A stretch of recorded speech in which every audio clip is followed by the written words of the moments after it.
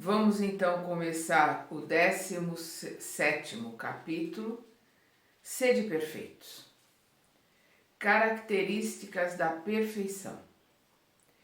Amai os vossos inimigos, fazei o bem àqueles que vos odeiam e rezai por aqueles que vos perseguem e caluniam. Pois se só amais os que vos amam, que recompensa tereis com isso? Os publicanos não fazem o mesmo? Os homens que vocês tanto odeiam, que são os publicanos, não fazem o mesmo? Não amam os seus? E se saudais apenas os vossos irmãos, que fazeis a mais que os outros? Os gentios também não fazem a mesma coisa? Sede, pois, perfeitos, como o vosso Pai Celestial é perfeito. Mateus capítulo 5, versículo de 44 a 48. Vamos entender aqui a questão da palavra perfeito. Vamos lembrar que Jesus falava em aramaico e tudo isso foi colocado escrito em grego. E a palavra perfeito também pode ser colocada como completo, maduro. Então, seja perfeito, ou seja maduro, seja completo, como o vosso Pai Celestial é perfeito. Porque não está falando de chegar à perfeição de Deus. O Kardec vai colocar, inclusive, isso aqui na frente. Mas de nós buscarmos a perfeição máxima que se pode conseguir aqui neste planeta. E Jesus é o modelo e o exemplo disso. Então, nós começamos simples e ignorantes, e podemos sair aqui desse planeta como espíritos crísticos, como espíritos elevados, espíritos extremamente elevados, que é a máxima perfeição que nós podemos conseguir aqui, que é o exemplo que Jesus nos dá. Por isso que ele coloca, podeis fazer o que eu faço e ainda mais, porque nós podemos chegar aonde ele chegou e continuar, porque ele continua aprendendo, ele continua se elevando, ele continua o processo de elevação dele, porque o processo de elevação e de estudo é eterno. Então vamos ver aqui a colocação do Kardec. Uma vez que Deus possui a perfeição infinita em todos os sentidos, esta máxima, abre aspas, sede perfeitos como vosso Pai Celestial é perfeito, fecha aspas, tomada ao pé da letra, estaria pressupondo a possibilidade de se atingir a perfeição absoluta. Se fosse permitido à criatura ser tão perfeita quanto o Criador, ela iria tornar-se igual a ele, o que não é admissível. Mas os homens aos quais Jesus se dirigia não tinham compreendido essa nuance. Ele se limita a apresentar um modelo e lhes diz que se esforcem para atingi-lo. E nós temos um modelo. Nosso mestre amado é o nosso modelo e guia para o nosso esforço de crescimento aonde nós temos que chegar. Portanto, é preciso entender por estas palavras a perfeição relativa, aquela da qual a humanidade é suscetível e que mais a aproxima da divindade. Em que consiste essa perfeição? Jesus o disse, abre aspas, amar a nossos inimigos, fazer o bem aos que nos odeiam, rezar pelos que nos perseguem, fecha aspas. Todas as coisas que Jesus nos coloca são muito simples, muito fáceis de entender, mas muito difíceis de realizar. Porque é o que ele aqui, amar aos nossos inimigos, fazer o bem ao que nos odeiam, rezar pelos que nos perseguem. Atingir isso já é um grau de maturidade, já é um grau de elevação, já é um grau de sublimação e conhecimento muito grande. Mas temos que tentar, temos que nos arregaçar as nossas mangas e batalhar para chegarmos até aí. Mostra com isso que a essência da perfeição é a caridade em sua mais ampla acepção, porque ela implica a prática de todas as outras virtudes. Perdão. Nós vemos que Kardec, em toda essa seleção que ele faz nesse evangelho, segundo o Espiritismo, ele segue uma linha. que é a linha da caridade. Então ele vai desde todos esses textos que ele separa, eles não estão cronologicamente separados, eles estão numa linha de ideia e de pensamento separados, que é o da caridade. O Kardec vai sempre colocando para que a gente possa entender a profundidade da palavra caridade. Com efeito, observando-se os resultados de todos os vícios e mesmo dos simples defeitos, reconhecer-se-á que não há nenhum que altere o sentimento da caridade em maior ou menor grau. Perdão. Porque todos têm seu princípio no egoísmo e no orgulho, que são a negação dela. O egoísmo, o orgulho e a vaidade, que é o tripé que nos segura aqui nesse planeta, são a negação, né? É o contrário da caridade. Tudo o que sobreexcita o sentimento de personalidade é destrutivo, ou, ao menos, enfraquece os elementos da verdadeira caridade, que são a benevolência, a indulgência, a abnegação e o devotamento. O amor ao próximo, aquele que chega a ponto de amar aos inimigos, não podendo aliar-se a nenhum defeito contrário à caridade, sempre é, por isso mesmo, o indício de uma maior ou menor superioridade moral, do que resulta que o grau de perfeição está em razão da extensão desse amor. É por isso que Jesus, depois de ter dado a seus discípulos as regras da caridade, no que ela tem de mais sublime, disse-lhes, abre aspas, sede, pois, perfeitos, como o vosso Pai Celestial é perfeito. Fecha aspas. Kardec continua aqui, o homem de bem. O verdadeiro homem de bem é aquele que pratica a lei de justiça, de amor e de caridade em sua maior pureza. Quando interroga sua consciência a respeito de seus próprios atos, pergunta-se se não violou essa lei, se não fez o mal, se fez todo o bem que podia, se negligenciou conscientemente uma oportunidade de ser útil, se alguém tem do que se queixar dele, enfim, se fez ao outro tudo o que queria que se fizesse por ele. É que interroga, vamos lembrar, né, a questão 919 do Livro dos Espíritos, onde nós vemos lá a explicação de Santo Agostinho, de como nós temos que fazer esse balanço todas as noites, nos interrogando sobre o dia, sobre o que fizemos, né? Como é que foi o nosso dia, e termos a certeza de que nós fizemos o melhor que pudermos e aquilo que não foi bem feito a gente no dia seguinte vai arrumar, vai ressarcir, vai se acertar. Ele tem fé em Deus, em sua bondade, em sua justiça, em sua sabedoria. Sabe que nada acontece sem sua permissão e submete-se à sua vontade em todas as coisas. Tem fé no futuro, é por isso que coloca os bens espirituais acima dos bens temporais.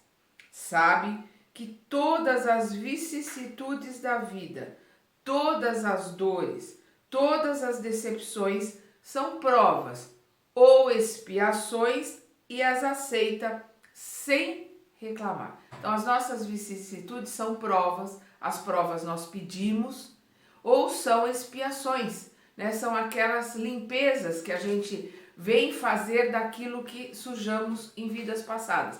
E graças à misericórdia de Deus, as nossas expiações são a conta-gotas, né? Prestações mínimas a longo prazo. E as provas são escolhidas por nós escolhemos.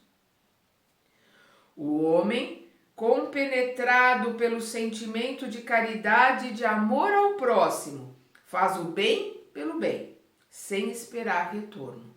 Devolve o mal com o bem. Toma a defesa do fraco contra o forte e sempre sacrifica seu interesse pela justiça. Ele se satisfaz com os benefícios que espalha, com os serviços que presta, com o que torna felizes, com as lágrimas que seca, com as consolações que leva aos aflitos. Eu vou repetir. Ele se satisfaz com os benefícios que espalha, com os serviços que presta, com os que torna felizes, com as lágrimas que seca, com as consolações que leva aos aflitos. Seu primeiro movimento é de pensar nos outros, antes de pensar em si próprio, de ir atrás do interesse do outro, antes do seu próprio. O egoísta, ao contrário, calcula os proveitos e as perdas de toda ação generosa. Ele é bom, humano, benevolente com todo mundo, sem distinção de raças nem de crenças, pois considera todos os homens como irmãos. Então, a benevolência é a caridade, é o perdão, é o se colocar no lugar do outro. Então, ele é benevolente com todo mundo, sem distinção de raças, né? Ele está falando do homem de bem, né? Nem de crenças, pois considera todos os homens como irmãos. Respeita no outro todas as convicções sinceras e não lança anátemas, né? Não lança condenação, não lança maldição àqueles que não pensam como ele. Em todas as circunstâncias, a caridade é seu guia. Diz a si mesmo que falta com o dever de amor ao próximo e não merece a clemência do Senhor aquele que causa prejuízo a outrem através de palavras malévolas, que fere a suscetibilidade de alguém por orgulho e desdém, que não recua à ideia de causar uma pena, uma contrariedade, mesmo leve, quando pode evitá-lo. Então, em todas as circunstâncias, a caridade é seu guia. Diz a si mesmo que falta com o dever de amor ao próximo e não merece a clemência do Senhor aquele que causa prejuízo a outrem, através de palavras malévolas. Então, o homem de bem presta atenção nas suas palavras, presta atenção naquilo que coloca para o outro, porque ele coloca aqui, aquele que fere a suscetibilidade de alguém por orgulho ou por desdém, né, que humilha as pessoas, que não recua a ideia de causar uma pena, uma contrariedade, mesmo leve, quando pode evitá-la, né? O silêncio é a melhor coisa que a gente pode aprender a ter. Pensar, fazer aquela análise, é bom o que eu vou dizer? É útil? É necessário? Porque se não for, não fala, fica quieto. O silêncio é uma forma de nós mantermos a nossa língua sobre a nossa custódia, né? Sobre o nosso vigiar e orar, mantermos o nosso pensamento, os nossos sentimentos, não magoar nunca ninguém. Tem uma frase do Jerônimo para o André Luiz no livro Obreiros da Vida Eterna que é inesquecível, quando ele diz: não corte onde pode desatar. Então a gente sabe ter essa sensibilidade de desfazer, né, desatar um nó, não cortar. Ter essa sensibilidade de não machucar o outro de hipótese nenhuma, não ferir. Precisamos colocar ensinamentos, é nosso dever para com os filhos, é nosso dever para com os alunos, é nosso dever para aqueles que estão conosco lhes passar ensinamentos, mas com carinho, com tolerância, né? com empatia, se colocando no lugar do outro e pensando, eu ouvindo isso, como eu vou me sentir? E aí colocar as coisas que precisam ser colocadas, mas com amor, com doçura, que é o que o Kardec ensina em todo o Evangelho. Caridade, com caridade. Não tem raiva, nem rancor, nem desejo de vingança. A exemplo de Jesus, perdoa e esquece as ofensas. E só lembra dos benefícios, pois sabe que será perdoado conforme ele mesmo tiver perdoado. Que nós fazemos um trato várias vezes ao dia com Deus nosso Pai, quando a gente coloca, perdoa as nossas dívidas, assim como nós perdoamos aos nossos devedores. É um trato que nós fazemos, para que nos perdoe na mesma forma, na mesma medida que nós perdoamos. É indulgente, né? É tolerante, perdoa, né? A indulgência é a tolerância. É indulgente com as fraquezas do outro, porque sabe que ele próprio tem necessidade de indulgência, tem necessidade de perdão. E recorda esta fala do Cristo: aquele que não tiver pecado, atire a primeira pedra. Ele não se compraz em procurar defeitos no outro, nem em pôr em evidência esses defeitos, quer dizer, ele não se satisfaz. Ele não está ali acomodado, né, gostando de procurar defeitos no outro, nem de pôr em evidência esses defeitos, né, nem de colocar em evidência esses defeitos. Tem uma frase do Dalai Lama que eu gosto muito quando ele diz que se um homem tiver 99% de coisas ruins, ele vai se focar e procurar aquele 1% de bom que ele tem. E é assim que a gente tem que olhar para o outro, né? Vamos lembrar que os nossos irmãozinhos instigantes, quando eles querem nos derrubar, que é o que eles querem o tempo todo, eles fazem com que a gente pense e sinta 100% nos nossos erros. Se os nossos erros forem 10%, 5%, 15% das coisas que nós fazemos, é em cima disso que eles querem os nossos 100% de atenção para nos derrubar. E os nossos irmãozinhos queridos, os nossos protetores, a nossa família espiritual, tenta ao máximo fazer com que a gente se foque naqueles 80%, 75%, às vezes até 90% de coisas boas que temos, que recebemos e que fazemos às vezes. E é nisso que a gente tem que se focar, nas coisas boas, tanto nossas quanto dos outros, para que a gente possa crescer e se elevar e ter uma outra visão do mundo. Não que o mundo mude, mas o nosso olhar para o mundo muda, porque a gente enxerga em todas as coisas lições. E a gente para de perguntar por quê e a gente começa a buscar o para quê. O que esta lição está me ensinando?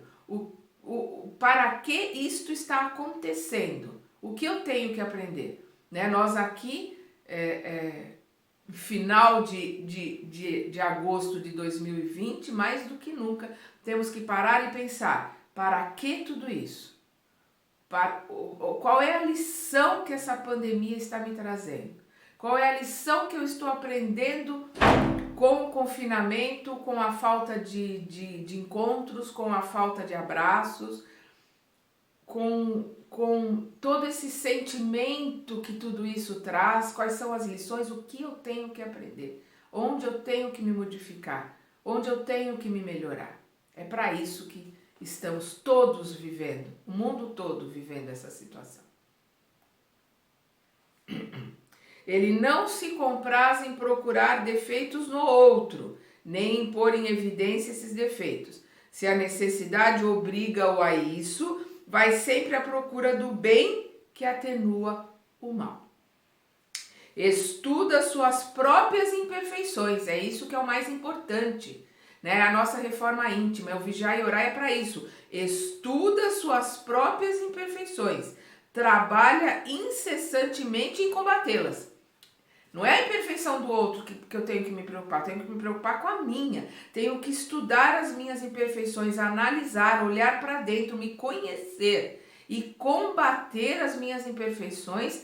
Tenho que melhorar dia a dia, tenho que ir limpando a sujeira que está dentro de mim aos pouquinhos, não tem problema, mas que seja constante, todos os dias, às 24 horas do dia. Todos os seus esforços são na intenção de que possa dizer-se amanhã que há algo nele. para que possa dizer-se amanhã que há nele algo melhor que na véspera. Isso é muito importante. Hoje eu tenho a certeza que estou um pouco melhor do que ontem. E com certeza amanhã estarei melhor do que hoje, pelos meus esforços, pela minha vontade de me modificar. Não procura valer nem seu espírito, nem seus talentos à custa do outro. Ao contrário, aproveita todas as ocasiões para ressaltar o que há de superior nos outros. Não se envaidece nem de sua fortuna, nem de suas vantagens pessoais, porque sabe que tudo o que lhe foi dado pode ser retirado. Isso é tudo aquilo que é material, tudo aquilo que está no mundo, nos é dado, nos é colocado por empréstimo e pode ser tirado, nada é nosso. Aquilo que é verdadeiramente nosso é aquilo que vamos levar para a verdadeira vida que é no plano espiritual. E são os aprendizados, os ensinamentos, os momentos felizes, as alegrias, né, que nós levamos daqui, deste planeta. Usa, mas não abusa dos bens que lhe são concedidos, porque sabe que são um depósito de que ele deverá prestar conta e que o emprego mais nocivo que poderia fazer disso contra ele próprio seria usá-los para a satisfação de suas próprias paixões. Se a ordem social colocou homens sob sua dependência, ele os trata com bondade e benevolência. Benevolência é complacência, é bondade para com o outro, né? Então ele os trata com bondade e benevolência, porque são seus iguais perante Deus. Usa de sua autoridade para levantar a moral deles e não para esmagá-los com seu orgulho. Evita tudo o que poderia tornar a posição subalterna mais penosa. Quando subordinado por sua vez, compreende os deveres de sua posição e assume com escrúpulo o dever de cumpri-los conscienciosamente. Então, o dever de cumprir as suas obrigações com consciência. Não existe peça sobressalente nesse planeta. Não existe nada inútil nesse planeta. Todos nós temos a nossa missão, todos nós temos nosso dever a cumprir. Nós estamos aqui, cada um de nós, como lápis, como caderno, como borracha, um para os outros. Tem hora que nós somos caderno, onde nós anotamos as coisas importantes. Tem hora que nós somos lápis e anotamos no caderno do outro coisas importantes.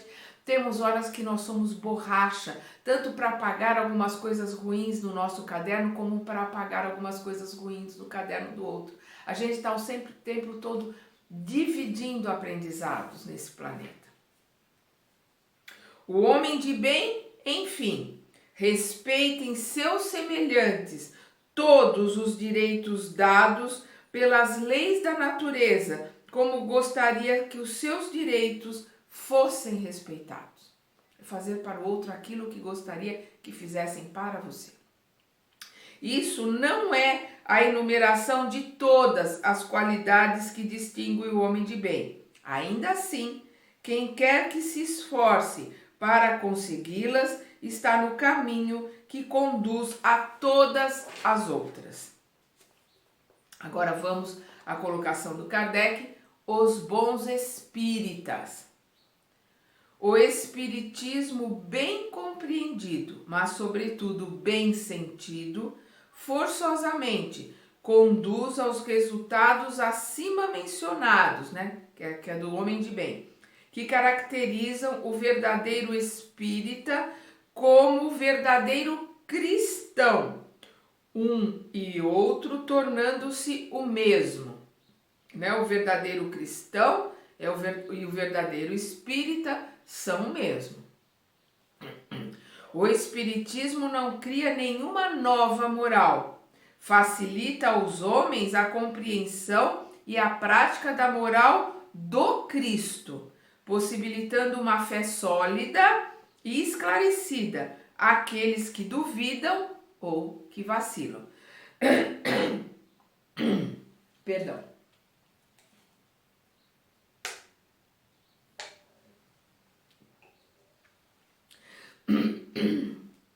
No entanto, muitos daqueles que creem na realidade das manifestações não compreendem nem suas consequências, nem seu alcance moral, ou, se as compreendem, não os aplicam a si mesmos. A que se deve isso? À falta de precisão da doutrina? Não, pois ela não contém nem alegorias, nem figuras que pudessem dar espaço a falsas interpretações. Sua própria essência é a clareza e é o que a faz poderosa, porque atinge diretamente a inteligência. Nada tem de misteriosa, e seus iniciados não estão de posse de nenhum segredo escondido ao vulgo, ao vulgar, a qualquer um. Não tem segredos na doutrina espírita, não tem dogmas, está tudo aberto para quem tem vontade de aprender. Aí é que está a questão, a vontade. É preciso, pois, para compreendê-la uma inteligência em comum? Não. Pois vêem-se homens de uma capacidade notória que não a compreendem, enquanto inteligências vulgares, pessoas jovens, apenas saídas da adolescência, apreendem, guardam dentro de si, apreendem com uma admirável exatidão as nuances mais delicadas. Isso decorre do fato de que a parte de certa forma material da ciência requer apenas olhos para observar, enquanto a parte essencial pede um certo grau de sensibilidade, que se pode chamar de maturidade do senso moral. Maturidade independente da idade e do grau de instrução, porque é inerente ao desenvolvimento num sentido específico do espírito encarnado. Então, depende da maturidade moral, ou seja, da bagagem que aquele espírito traz. Então, não importa se ele tem 15 anos, se ele tem 85, 95. A compreensão dele da doutrina espírita vai depender da bagagem que ele traz dentro de si de todas as suas vidas anteriores, e não da idade cronológica, e da vontade de aprender, da vontade de compreender. Em alguns, os laços da matéria ainda são muito tenazes para permitir ao espírito que se desligue das coisas da terra.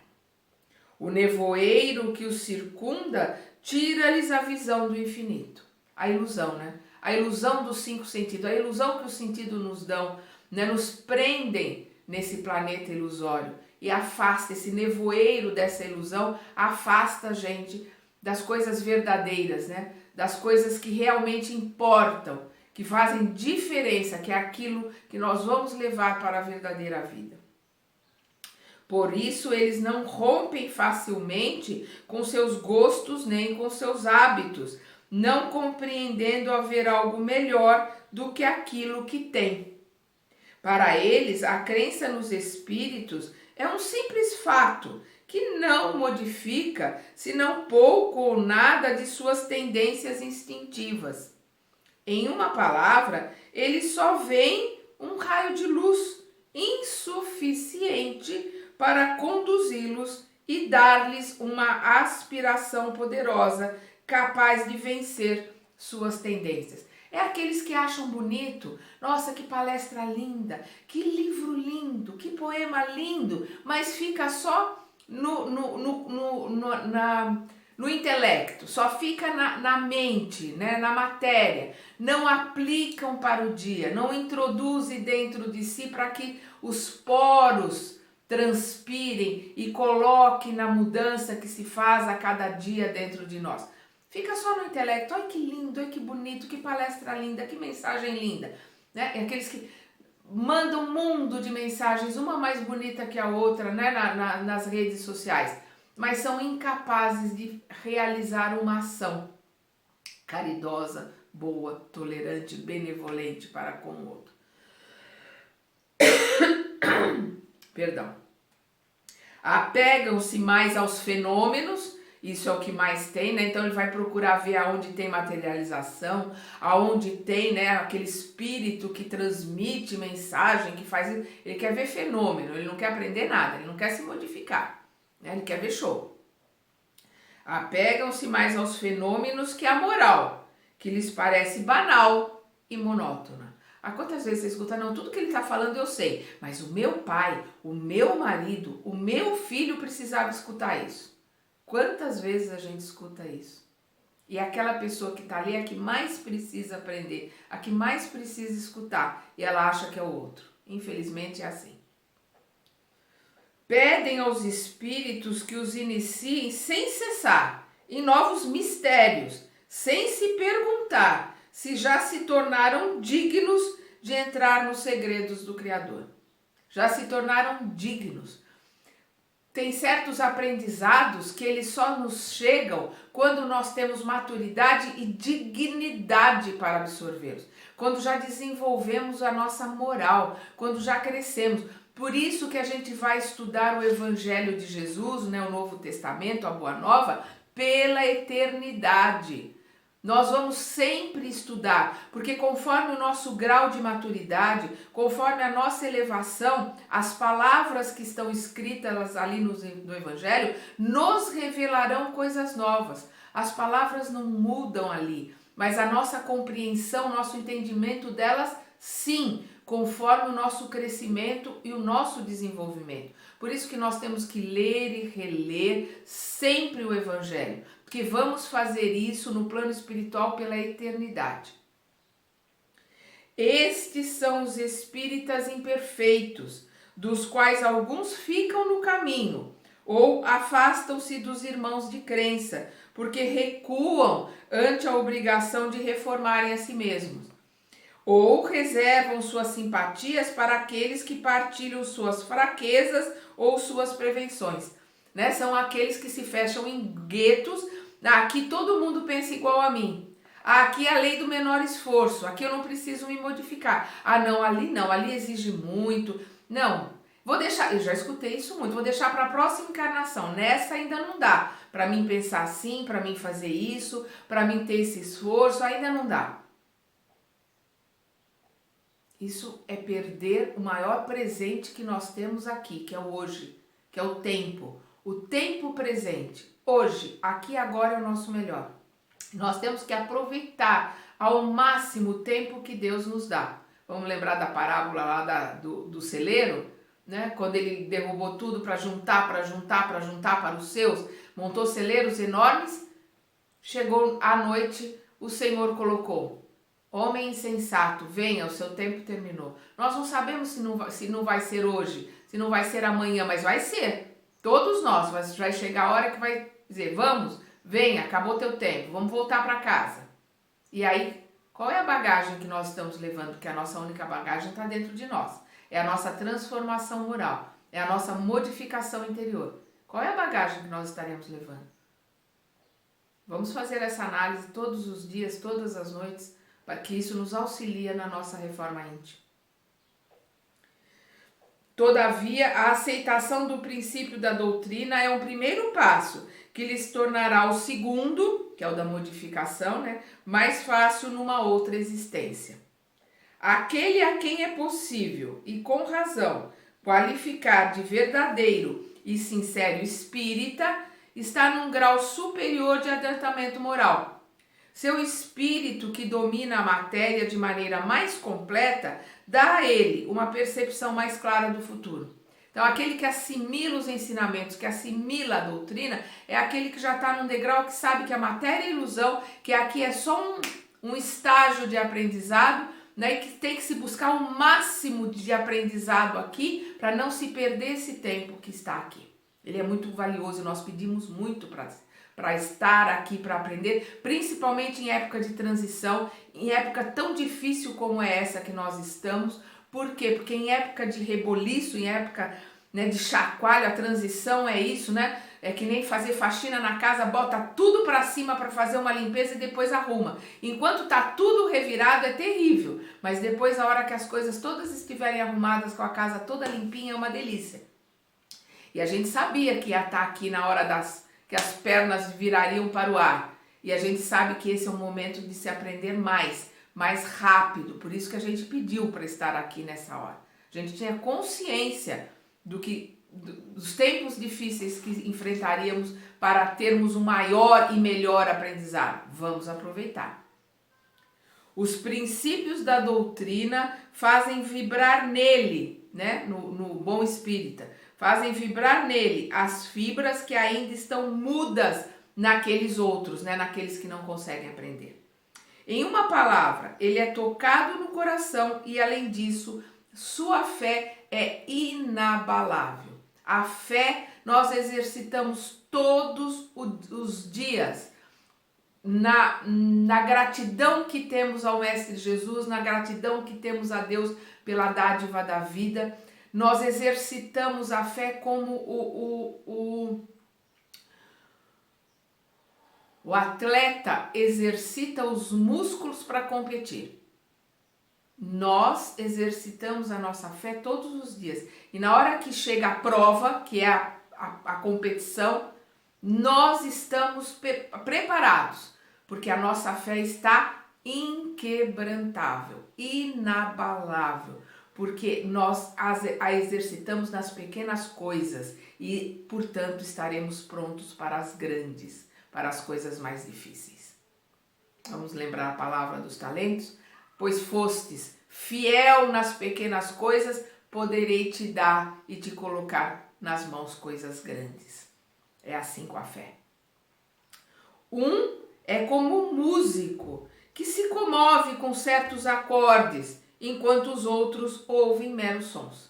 Tem aqueles que escutam uma música e estão escutando um som. Alguns acham, nossa, que som lindo, que música maravilhosa. Mas outros vão às lágrimas, porque aquele som entra nele, aquela vibração vibra junto com a sua frequência e ele entende, não em palavras, mas em sentimento, a sublimidade que aquela música tem, que o eleva, né? O eleva acima deste plano tão curto, tão pequeno, tão rasteiro que é o nosso aqui na Terra.